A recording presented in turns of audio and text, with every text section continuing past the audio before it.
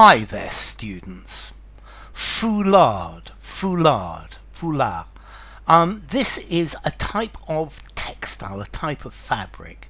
Foulard can be either an uncountable noun for the textile or a foulard, particularly a lady's handkerchief made of this material that the lady would tie over her head.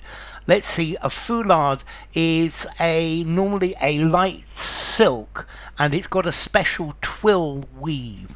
The textile is made in a particular way, and foulard has a very bright pattern with different things going on in it. I think these foulards were very popular in the 50s, for example. Okay, so a foulard, a headscarf for a lady, or, for example, silk ties are made of, many silk ties are made of foulard. For a tie, foulard talks about the pattern on the tie.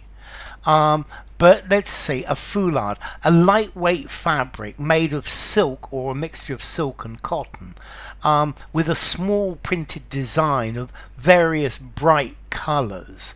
And then this has been applied to the scarves that women wear over their head, or to ties as well. Okay, let's see, as to origin, this word foulard comes directly from French, and foulard means a handkerchief or a headscarf, a lady's headscarf. I've heard this word foulard used in Spanish, and this is normally some sort of wrap or something to go over the head. But technically, the foulard is a lightweight silk fabric with print on it, but from this it's become a piece of clothing, normally a silk scarf, a headscarf for example.